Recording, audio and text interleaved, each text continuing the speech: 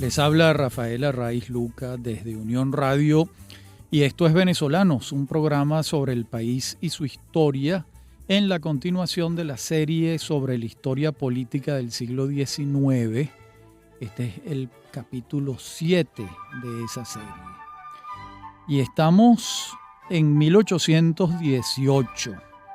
Han corrido hasta ahora 18 años de este siglo XIX. Y recordemos la peripecia de los británicos en Venezuela, que es múltiple y compleja. Vamos a comenzar por recordar que el proyecto de traer soldados profesionales se lo plantea Simón Bolívar a Luis López Méndez por carta el 5 de enero de 1817. Y López Méndez en Londres de inmediato se pone en marcha a reclutar voluntarios. Hay una investigación reciente sobre todo este tema del profesor Matthew Brown. Se titula Aventureros, Mercenarios y Legiones Extranjeras de la Gran Colombia. Fue publicado en Bogotá en el año 2010. Y este historiador británico pulsa registros en Gran Bretaña y alcanza las cifras más precisas que hasta este momento se hayan logrado en relación con el número de legionarios británicos que vinieron a Venezuela. Y antes de suministrar estas cifras, aclaro que los números han debido ser tomados en las partidas de Gran Bretaña, no en las llegadas a Venezuela, lo que reduce el número significativamente, porque entre la cifra que parte de allá y la que en efecto batalla en América hay grandes diferencias, ya veremos por qué. Además, Brown aporta un dato significativo: no todos eran soldados, muchos eran colonos a quienes se les ofrecía alistarse para venir a América. Y hay otro dato curioso: llegaron 150 mujeres con sus esposos y muchas de ellas se quedaron una vez concluida la guerra, algunas ya viudas, otras con sus maridos. ¿Qué cifra nos ofrece Matthew Brown? Él alcanza la cifra de 6.808 personas, discriminadas de la siguiente manera: 720 en 1817. Esos son los reclutados por López Méndez que llegan con Hippisley. 1.200 en 1818-1819. Esos llegan con James Tower. Y 572 de los que llegaron en 1819 con George Elson, ambos contingentes de la llamada Legión Británica. Hay 300 que llegan en 1819 de la llamada Legión Hanoveriana, presidida por Johannes von Uslar, bisabuelo de Arturo Uslar Pietri. 1729 entre 1819 y 1820 de la llamada Legión Irlandesa, reclutada por John Devereux, y 900 de las legiones de MacGregor, ambas en 1819. Brown suma un rubro de otros individuos, donde cifra 387 personas, y otro rubro de aventureros marinos, donde la cifra es alta, 1.000. Estas son las cifras hasta ahora mejor documentadas, ya que de estas 6.808 personas, su autor cuenta con fichas biográficas y precisas de la mitad de estas 6.808. Y luego, el propio Brown se esmera en establecer el porcentaje de nacionales de cada origen. Vamos a ver esto, ¿no? Este párrafo de Matthew Brown dice: extrapolando a partir de la evidencia disponible en relación a los orígenes de un cuarto de los aventureros, estimo que había 3.650 irlandeses, 54% del total. 1.525 ingleses, 22%, 459 alemanes, 7%, y 300 escoceses, 5%. El otro 12% estaba formado por españoles, norteamericanos, súbditos de las colonias británicas, italianos, galeses, holandeses, polacos, haitianos, africanos, suizos, malteses, cubanos, brasileños, puertorriqueños, suecos, portugueses, rusos, daneses y noruegos. Este es un dato importante porque suele creerse que la Legión Británica estaba exclusivamente formada por británicos, es decir, irlandeses, ingleses y escoceses. Fíjese que no hay galeses en esto, ¿no? Y resulta que hay un grupo cercano al 12%, que estamos hablando de unas casi 700 personas, que eran de muy variadas nacionalidades, como la lista que les acabo de leer en este párrafo de Brown. Ahora veamos los destinos una vez que salieron de Gran Bretaña. Unos cuantos de ellos desertaron o se pasaron a las filas realistas, buscando la remuneración incumplida que se les había ofrecido. Esa cifra es imprecisable, pero no ha debido ser muy grande tampoco. Otro buen número falleció a causa de las enfermedades tropicales para las que no tenían anticuerpos. Esta tampoco hay una cifra precisa, pero sospecho que puede ser grande. Un tercer grupo simplemente abandonó la lucha y regresó a Inglaterra o a otros lugares donde pudieran interesarse por sus servicios. También es conveniente recordar que se trató de una contratación de soldados profesionales europeos que estaban vacantes en sus países después de las guerras napoleónicas y ávidos de tomar las armas de nuevo.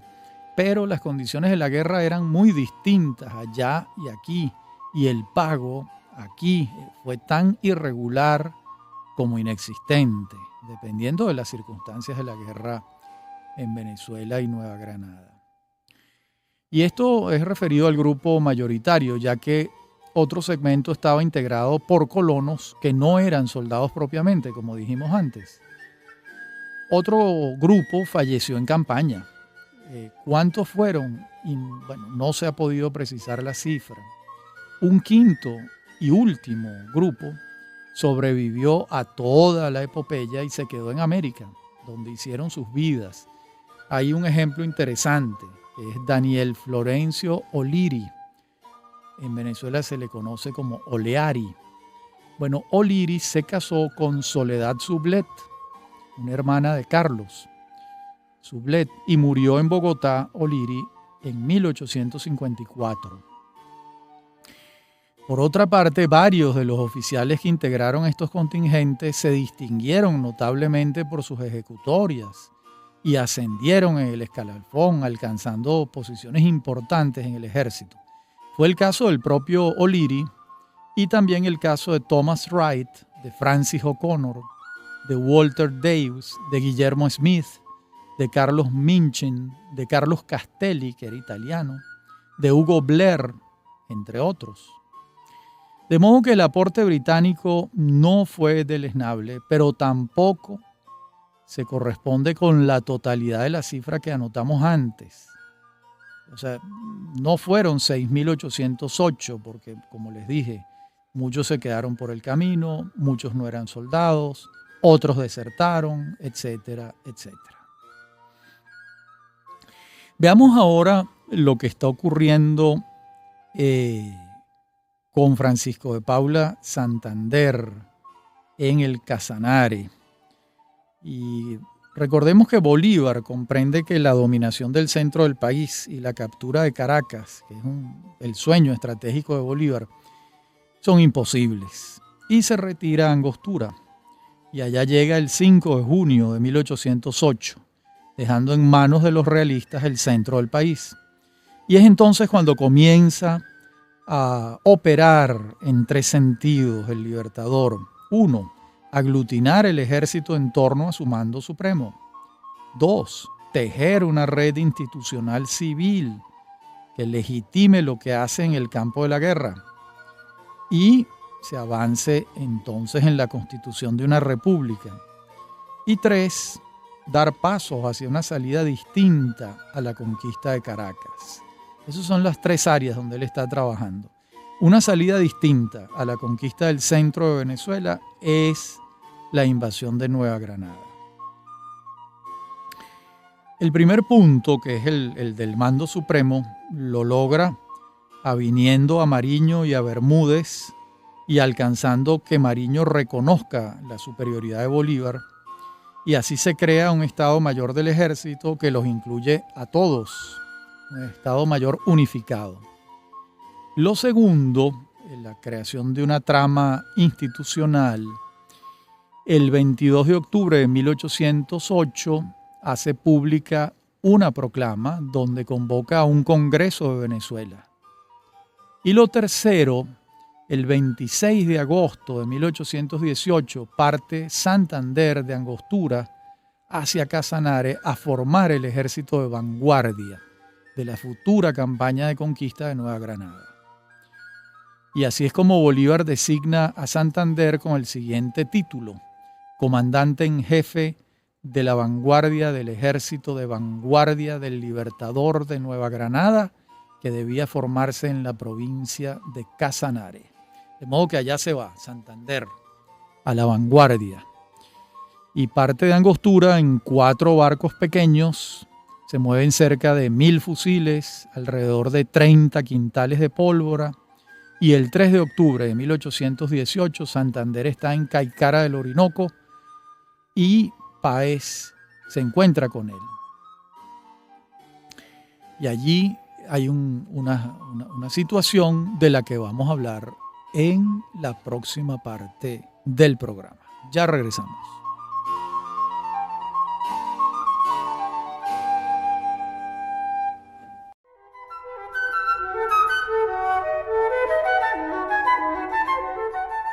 Decíamos que Páez intercepta a Santander y lo detiene porque le ha llegado una carta que Santander le ha escrito a Pedro Fortul, y en ella se lee textualmente lo siguiente: es preciso que nos reunamos en Casanare todos los granadinos para libertar nuestra patria y para abatir el orgullo de esos malandrines, follones venezolanos. Esto lo cita Páez en su autobiografía y lo señala para destacar pues la animadversión que tenía Santander hacia Páez, el desprecio que tenía por él. Sin embargo, Bolívar, pues Páez lo detiene y espera instrucciones de Bolívar, y Bolívar le manda a decir que lo deje pasar, porque Bolívar comprende que la persona indicada para formar el ejército en Casanare es Santander, que es neogranadino y que debe entenderse con sus paisanos que dominan Casanare. Incluso Casanare se había convertido en una pequeña república, como dijimos en algún programa anterior, de modo que no le queda otra alternativa que pasar por alto estas imprudencias de Santander, y Páez lo deja pasar. Bueno, y Santander logra su cometido en Casanare, y bueno, se empieza a preparar el ejército. Esto tomará meses. Mientras tanto, en Angostura, Bolívar está organizando el Congreso de Angostura. Recordemos que este periodo que hemos estado viendo, en estos programas que hemos estado viendo, pues comienza el declive de la estrella de Santiago Mariño, después del episodio del Congreso de Cariaco. Asciende cada vez más la figura de Páez, quien comienza a hacerse indispensable desde su terruño y, bueno, donde logró sostener sus fuerzas en diversas circunstancias. Y bueno, y también va a crecer la estrella de Santander, quien es uno de los proponentes de llegar a Bogotá por la vía menos pensable, formar ese ejército en Casanare y desistir de la idea de enfrentar a Morillo en Caracas, que tenía un dominio prácticamente inexpugnable.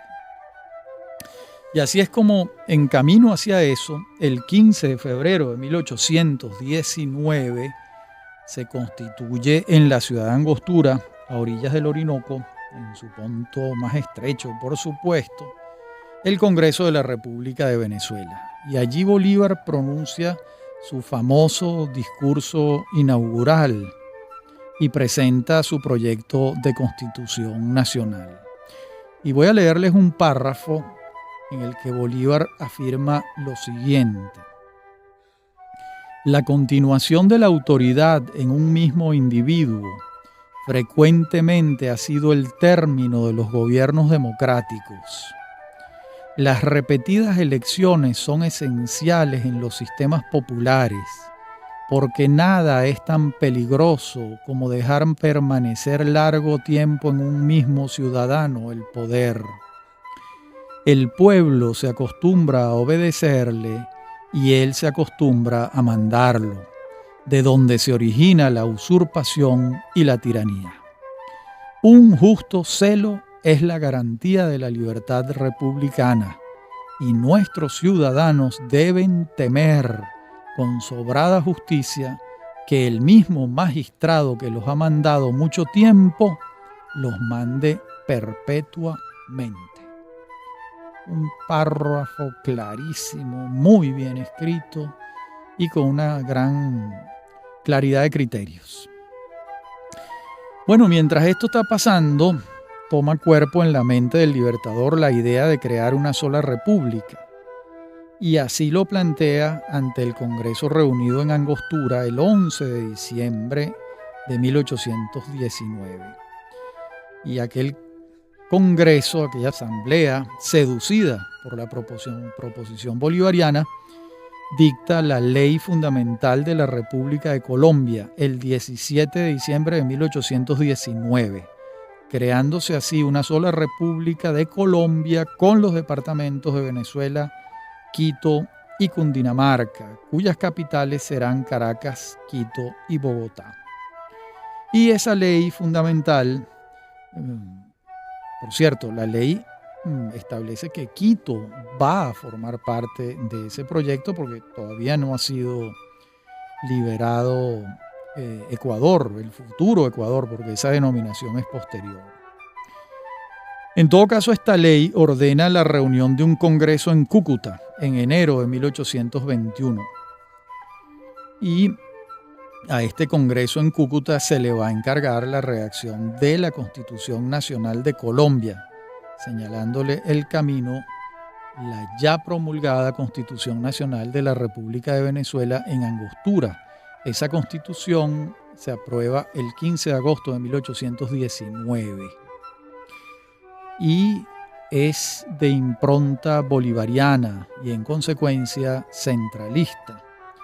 Bolívar se expresó muy claramente en contra del federalismo de la Constitución de 1811 y el Congreso de Angostura no fue exclusivamente electo con objetivos constituyentes, ya que tomó decisiones previas, pero sí se abocó a la redacción del texto constitucional, lo que nos conduce a afirmar que su naturaleza no fue constituyente en el sentido expreso. Ese Congreso estuvo formado por 26 de los 30 diputados electos y se extendió desde el 15 de febrero de 1819 hasta el 20 de enero de 1820. ¿Quiénes estaban allí? Bueno, por la provincia de Caracas estaban Juan Germán Rocio, Luis Tomás Peraza, José España, Onofre Vasalo y Francisco Antonio Sea. Por Barcelona, Francisco Vicente Parejo, Eduardo Hurtado, Diego Bautista Urbaneja, Ramón García Cádiz y Diego Antonio Alcalá. Por Cumaná estaban Santiago Mariño, Tomás Montilla, Juan Martínez y Diego Vallenilla. Por Barinas, Ramón Ignacio Méndez, Miguel Guerrero, Rafael Urdaneta y Antonio María Briceño. Por Guayana, Eusebio Afanador, Juan Vicente Cardoso, Fernando Peñalver y Pedro León Torres. por Margarita, Gaspar Marcano, Manuel Palacio Fajardo, Domingo Alzuru y José de Jesús Guevara. Posteriormente se incorporaron los diputados por Casanare, es decir, José Ignacio Muñoz, José María Vergara y Vicente Uribe. Y Manuel Cedeño se incorporó luego como diputado por la provincia de Guayana. Y la directiva del cuerpo quedó constituida de la siguiente manera: presidente del Congreso, Francisco Antonio Sea, y secretario, Diego Bautista Urbaneja. Bueno, aquella constitución escogió, como era costumbre de la época, un sistema censitario, un sistema electoral censitario sobre la base de la condición de ciudadano activo. Es decir, que votaban los varones mayores de 21 años, que supiesen leer y escribir y que fuesen propietarios. Y el periodo presidencial se estableció en 4 años, sin reelección inmediata, pero sí con un periodo de por medio.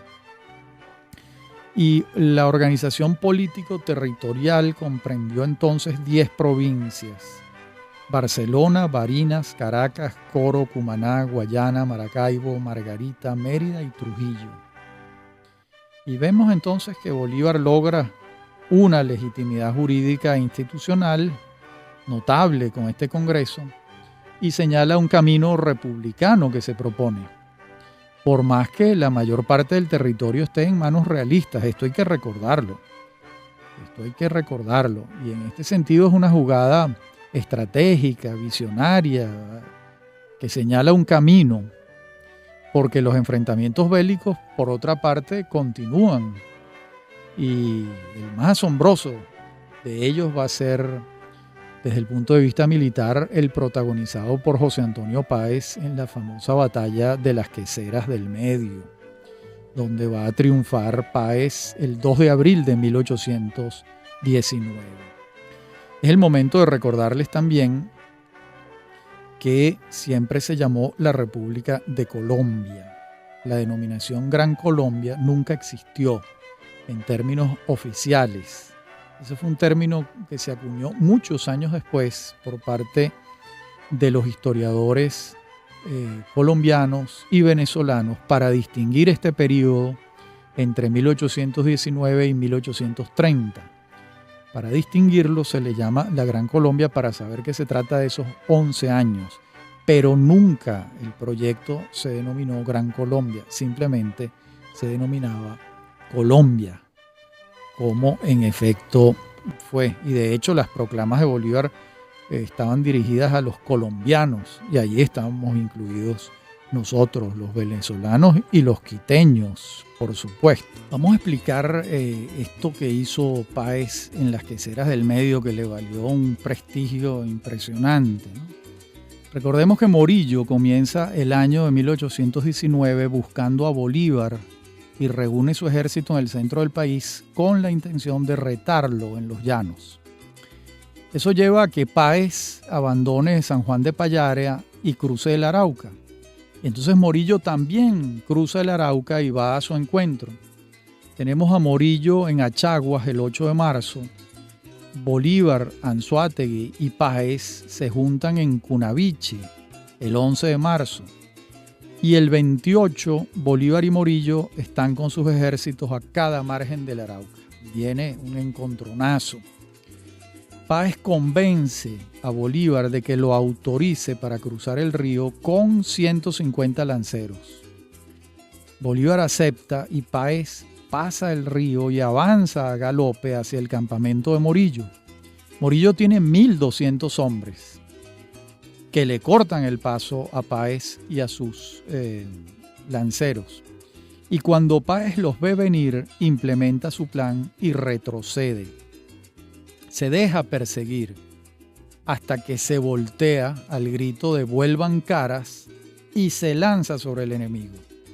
Y los españoles, desconcertados, son lanceados con gran furia por los llaneros. Y para colmo de males, en la retirada aparatosa, van atropellándose a sí mismos y causándose estragos ellos mismos, hasta que se refugian en los bosques de las inmediaciones. Entre los héroes de esta acción de las queseras del medio, es justicia recordar a los coroneles Cornelio Muñoz y Francisco Aramendi, así como a los tenientes coroneles Francisco Farfán, José Manuel Arraiz, Juan José Rondón, el famoso Rondón, y Leonardo Infante. Esta hazaña es vista por todo el ejército patriota y lleva el prestigio de Páez, imagínense, hasta la cúspide. Y Bolívar redacta una proclama consagrando a los 150 lanceros como héroes. Por su parte, Morillo se retira hacia Chaguas y Bolívar se retira hacia Caujaral. De modo que esta es la acción bélica de las queseras del medio. En la próxima parte del programa continuamos con estos y otros hechos. Ya regresamos.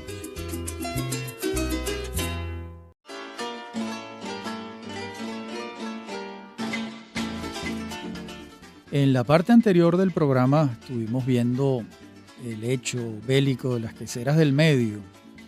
Y mientras tanto, también Bolívar avanzaba en su proyecto de ir hacia Nueva Granada. Y los días previos al comienzo de la marcha hacia allá, Bolívar reorganiza su ejército en función de lo que se propone. Sublet continúa como jefe del Estado Mayor. A Páez le ordena distraer a Morillo avanzando hacia Cúcuta, pero finalmente no lo hace y permanece dominando sus predios. Páez. Anzoátegui es el jefe de la retaguardia.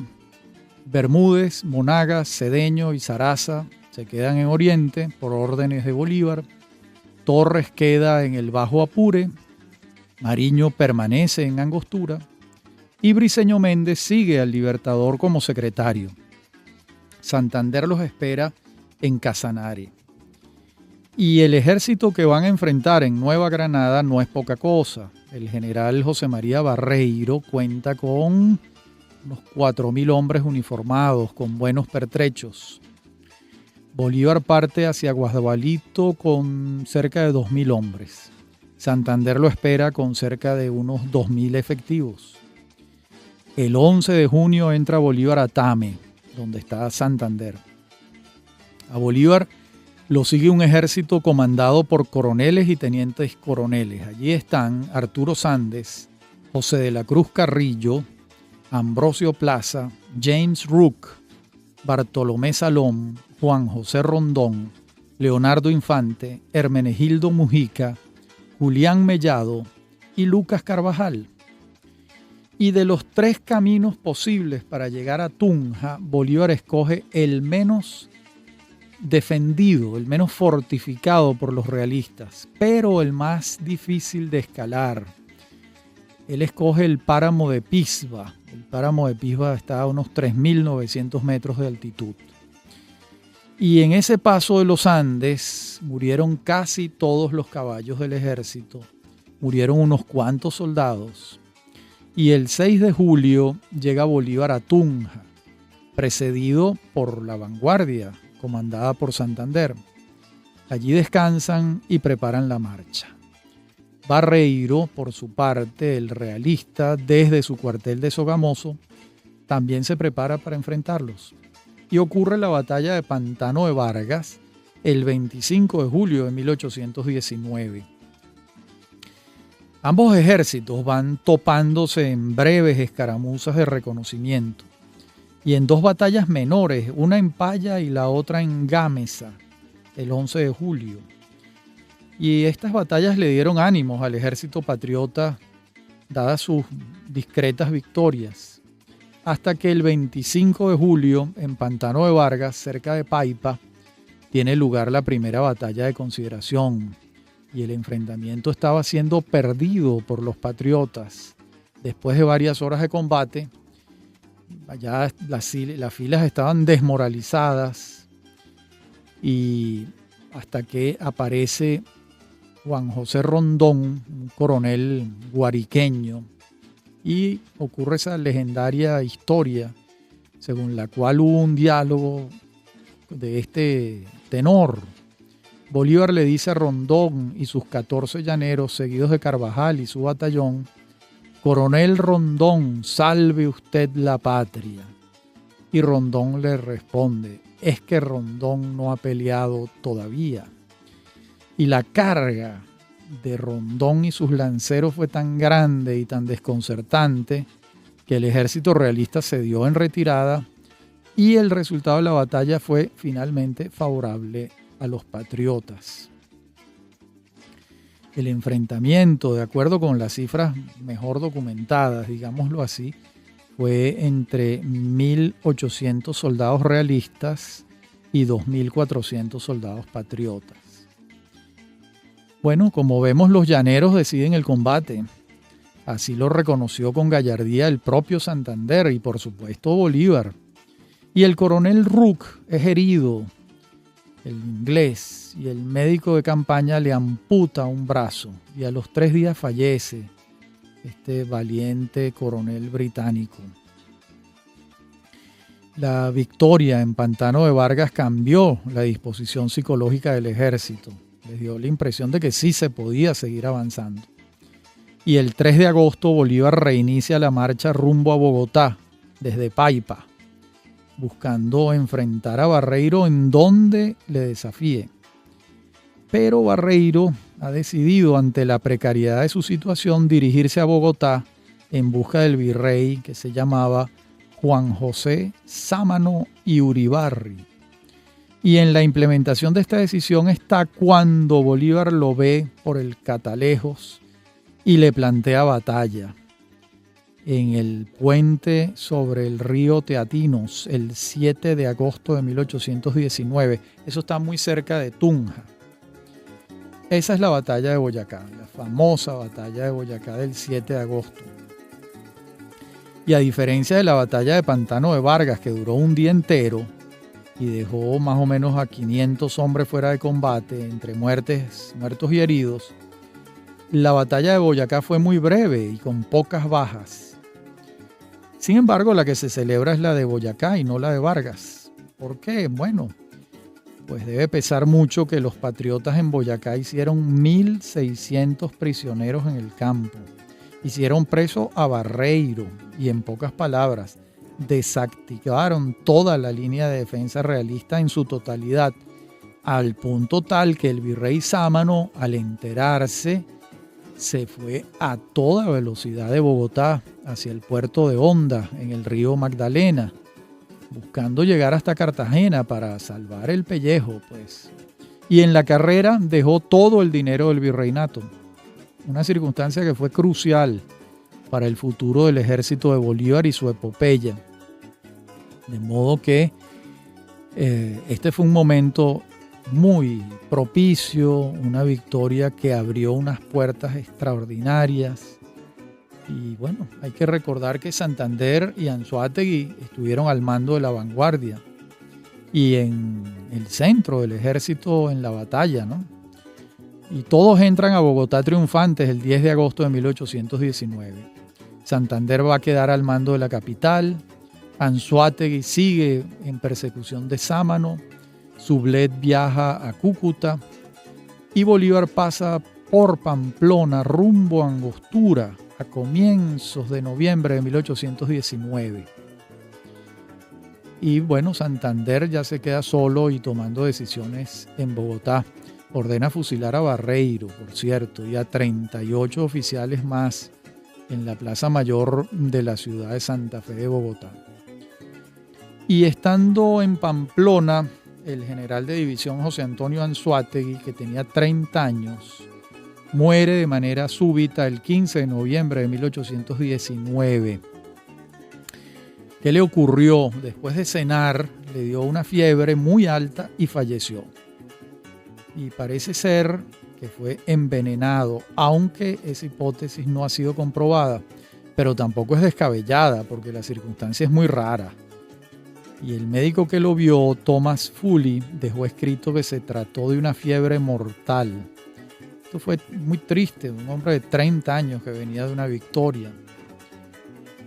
Y mientras estos hechos están ocurriendo en Nueva Granada, en Angostura y Arizmendi protagoniza un arrebato de aspiración al mando que es sofocado por la llegada de Bolívar triunfante de Nueva Granada. Una vez más se intenta despojar a Bolívar del mando supremo, y esta vez el amago es de Juan Bautista Arizmendi.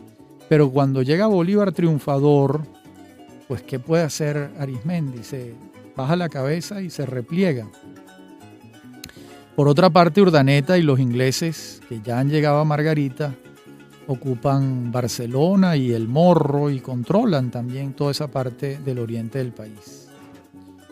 Y bueno, Bolívar llega a Angostura el 14 de diciembre ante el Congreso que se ha quedado constituido desde febrero, y como les dijimos antes, el 17 de diciembre se redacta y se aprueba la ley que crea la República de Colombia. Este año de 1819 fue clave, decisivo, importantísimo para toda la epopeya independentista venezolana.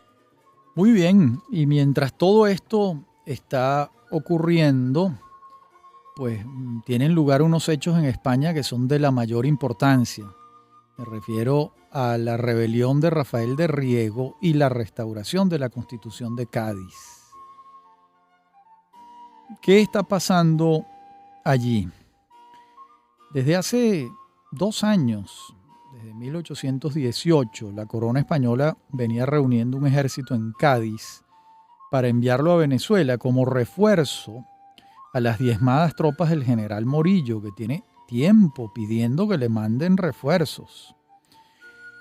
Y las tropas en Cádiz pues no tenían ningún deseo de embarcarse, ya que conocían el cúmulo de calamidades que pasaban las tropas enviadas con Morillo en 1815. ¿Y qué fue lo que ocurrió? Pues que el general y comandante Rafael de Riego, el 1 de enero de 1820, proclamó la Constitución de Cádiz de 1812, que abogaba por el reconocimiento paritario de las provincias americanas, y en consecuencia se hacía innecesaria la expedición armada que se estaba formando. Fernando VII, cuando viene la rebelión de Riego, manda a un grupo de generales para aplastar la rebelión, pero los generales y sus tropas se suman a ella, lo que es un hecho insólito, con lo que al rey no le queda otro camino que proclamar la Constitución de Cádiz de naturaleza liberal, y eso es lo que hace el 7 de marzo de 1820. En pocas palabras, Rafael de Riego le torció el brazo a Fernando VII y lo obligó a gobernar dentro del marco de la Constitución Liberal de 1812, redactada y firmada en Cádiz. De modo que aquí hay el liberalismo torciéndole el brazo al absolutismo, pero esto tiene una consecuencia muy importante. La consecuencia importante que tiene es que, bueno, ya Morillo no va a recibir refuerzos en Venezuela. ¿Qué puede hacer? Bueno, recibe unas instrucciones en junio de 1820, y esas instrucciones desde España le dicen a Morillo que suspenda la guerra, que busque un armisticio. Y bueno, aquí comienza el principio del fin para la corona española en América. En la próxima parte del programa veremos esto con más detalle porque es de una enorme importancia. Ya regresamos.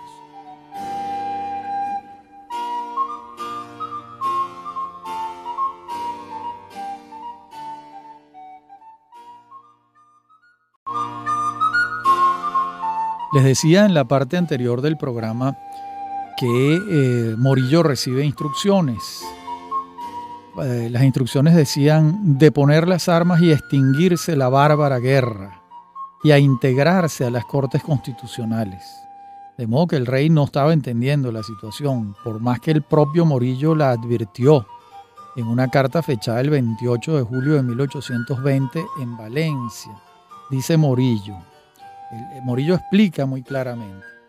Él dice, refiriéndose a los criollos, ellos no quieren ser españoles, así lo han dicho altamente, desde que proclamaron la independencia. Así lo han sostenido sin desmentir jamás su opinión en ninguna circunstancia ni vicisitud de la península.